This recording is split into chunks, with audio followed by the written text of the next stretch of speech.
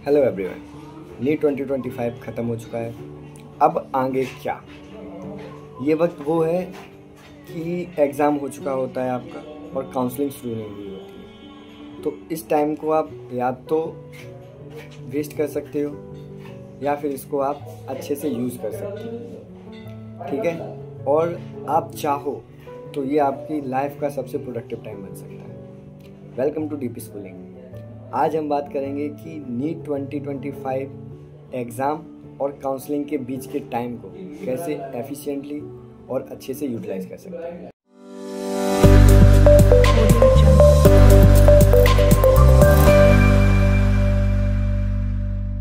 तो मेरा नाम है दीपांशु यादव और मैं MBBS फर्स्ट ईयर का स्टूडेंट हूँ एट ASMC एटा। ठीक है, तो सबसे पहले बात करेंगे हम कि अक्सर हमारे दिमाग में होता है ना कि एग्ज़ाम एक बार ख़त्म हो जाए उसके बाद हम बहुत रिलैक्स करेंगे, आराम करेंगे, मस्ती करेंगे। तो पहले पार्ट में हम समझेंगे कि यार रिलैक्स करेंगे लेकिन क्या सही तरीका है। ऐसे नहीं है कि बस पूरा महीना हमारा नेटफ्लिक्स जोन में चला गया। तो नीट जैसे कॉम्पिटिटिव एग्ज़ाम के बाद थोड़ा रिलैक्स तो बनता है, ठीक है। लेकिन एक बात याद रखना कि ऐसा नहीं है कि आप ये पूरा टाइम बस नेटफ्लिक्स और चिल काटने में गुजार दो। इस टाइम में आप 1-2 हफ्ते आराम से रिलैक्स करो, अपनी मनपसंदीदा चीज़ें करो, ट्रैवल करो, कहीं घूमने जाओ यार, नानी घर पे जाओ, है ना, या बाहर कहीं ट्रैवलिंग पे चले जाओ। तो जैसे अभी तो खैर वॉर चल रहा है, तो आप मेरे ख्याल में तो आप घर में अपने आसपास ही घूम लें तो वो ज़्यादा सही है। और दूसरा, एक धीरे धीरे अपना डेली रूटीन बनाओ फिर से, क्योंकि जब आप MBBS में आओगे यहाँ पे फर्स्ट ईयर में, तब आपको रियलाइज़ होगा कि आपने अपनी आदत ख़राब कर ली है। जो होता है ना टाइम पीरियड की सोने वाला। मैं एक बात कहूँगा कि एक अपना रूटीन हमेशा फिक्स रखो, किसी भी चक्कर में अपना रूटीन बर्बाद मत करो। अगर आपके सोने और जागने का टाइम फिक्स है तो उसको फिक्स रखो, क्योंकि ये आपको आगे जाके बहुत हेल्प करने वाला है। अब दूसरे पॉइंट के बारे में हम बात करेंगे कि स्किल बिल्डिंग में आप एक कुछ भी अपने अंदर ऐसा ऐड ऑन कर सकते हो जो आपको आगे जाके हेल्प करेगा। जैसे कि यार मेडिकल फील्ड में तुम्हें पता है कि सिर्फ थ्योरेटिकल नॉलेज होने से कुछ नहीं होता। आपके पास स्किल्स होनी चाहिए, आपके पास बोलने का तरीका होना चाहिए, आपके पास कैसे आप डील करोगे अपने पेशेंट को वो आपको सीखना पड़ेगा। तो सबसे बेसिक है आप basic spoken English and communication skills पे वर्क करो, क्योंकि यार तुम्हें बहुत सारे वाइवा देने हैं। फिर 5 साल हैं आपके पास MBBS में, और ये मानो आपकी हर दूसरे महीने में आपको वाइवा देना है।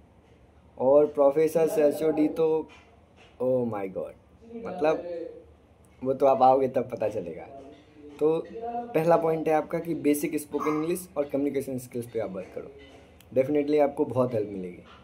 और दूसरा पॉइंट है कि आप टेक्नोलॉजी में थोड़ा सा अपने आप को अपग्रेड करो।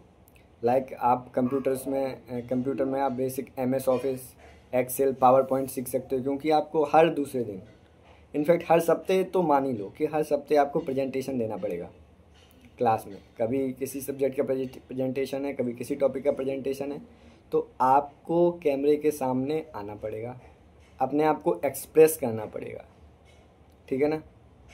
और प्रेजेंटेशन में आपको लाइक आपकी जो आप स्लाइड्स बनाएंगे वो जितनी ज़्यादा अट्रैक्टिव होंगी उतना ही ज़्यादा आप एंगेजिंग होंगे।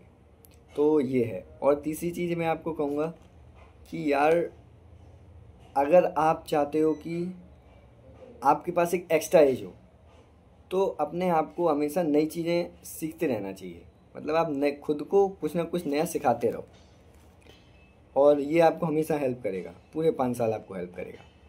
अब बात आती है कि लाइट मेडिकल प्रेप, कि यार ये टाइम है, बहुत से बच्चे क्या करते हैं कि अभी से कोर्स ले लेते हैं और पढ़ाई शुरू कर देते हैं एकदम। नहीं यार अब तो मेरा हो गया है सिलेक्शन, इतने मार्क्स आ गए हैं, मैं अभी से पढ़ाई शुरू कर दे रहा हूँ एक्स्ट्रा में, तो शायद मेरा थोड़ा सा अच्छा हो जाएगा, मैं कॉलेज में जाके टॉप कर जाऊँगा। तो ऐसा कुछ नहीं है, ठीक है। यहाँ सारे आके एक जैसे हो जाओगे, कौन टॉपर है कौन नहीं है, सेम कॉलेज में सेम जैसे लोग आते हैं, ये बात आप मान लो, ठीक है ना। लेकिन फिर भी अगर आपको कुछ करना है कि नहीं यार मेरे को थोड़ा तो एक्स्ट्रा एज चाहिए, तो आप बेसिक एनाटॉमी के जो टर्मिनोलॉजी है आप उसको पढ़ सकते हो। और कुछ ना हो तो अपनी NCERT उठाओ 11th की 12th की और उसको रीड कर लो, है ना, सबसे बेस्ट है। अगर आप उसको भी रीड करके आओगे तो भी आपके बेसिक्स और लोगों से ज़्यादा क्लियर होंगे, ठीक है। ये हो गया।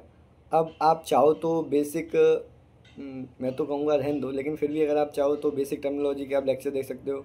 डॉक्टर नजीब सर हैं, है ना, और भी बहुत सारी फैकल्टीज़ हैं, चैनल्स हैं जिनको आप देख सकते हो।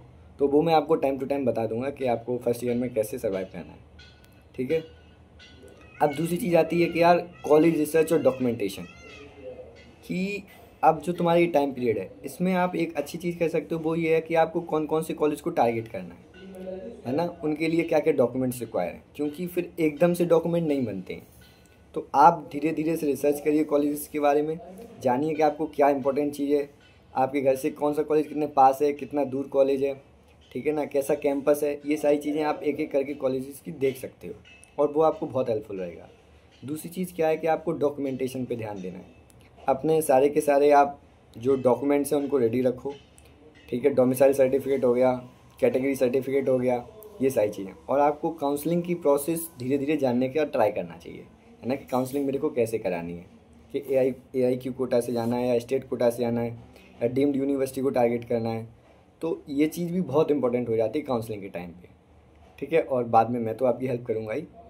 और अब लास्ट पॉइंट आता है कि यार मेरा एक अलग इंटरेस्ट है, होता है ना कुछ लोगों का कि यार कि मैं जब मेरा सिलेक्शन हो जाएगा तो मैं ये चीज़ करूँगा, मेरा सिलेक्शन हो जाएगा तो मैं डांसिंग सीखूँगा, है ना, या मैं डांस करूँगा, या राइटिंग स्किल्स, मैं पोइट्री करूँगा। तो ये चीज़ यार सीखो, करो, क्योंकि जब तुम यहाँ आओगे ना फर्स्ट ईयर में तुम्हें लगेगा कि यार मैंने पढ़ाई के अलावा कुछ नहीं किया। ऐसा नहीं होना चाहिए, क्योंकि यहाँ कॉलेज में आओगे लाइफ एकदम बदल जाएगी। 4-5 महीने में फेस्ट हो रहा है ना, कोई कंपटीशन हो रहा है तो वहाँ आपको पार्टिसिपेट करना पड़ेगा। तो तब आप पाओगे कि यार मेरे को तो कुछ भी नहीं आता, ना तो मेरे को पढ़ाई आ रही है अच्छे से, क्योंकि यहाँ कॉलेज में आने के बाद अब पढ़ाई में भी पीछे होने लगोगे। कभी कभी ऐसा होता है कि अप डाउन आते हैं पढ़ाई में, फिर लगेगा कि यार मैं तो सीख भी नहीं पाया हूँ कुछ भी, और मेरे सारे दोस्त हैं वो कर रहे हैं, कोई डांसिंग कर रहा है, कोई सिंगिंग कर रहा है ना। तो इस टाइम को आप कोई बढ़िया या तो डांस सीख लो, सिंगिंग सीख लो, ठीक है ना। आपकी फ्रेशर्स पार्टी होगी, फेस्ट होंगे, वहाँ पे आपको दिखाने के लिए लाइक होना चाहिए कुछ तो ऐसा। या फिर आप वीडियो बना सकते हो यूट्यूब पे, मेरी तरह कंटेंट क्रिएशन कर सकते हो। ये आपकी हॉबी के ऊपर डिपेंड है, जो आपको अच्छा लग रहा है उसी को करो कुछ, लेकिन करो, है ना, वो आपको डेफिनेटली हेल्प करेगा। अब आता है कि यार ये कंक्लूज़न में मैं यही बोलना चाहूँगा कि यार जो नीट का टाइम है ना तुम्हारा, ये वाला टाइम है जो एग्ज़ाम के बाद और काउंसलिंग से पहले, ये गोल्डन पीरियड है। इसको तुम खुद को अच्छे से अपग्रेड कर सकते हो, ठीक है ना। और अगर आप चाहो तो इस टाइम को अपने आप को इतना बेहतर बना सकते हो कि कॉलेज में आपकी प्रेजेंटेशन एक अलग हो गई।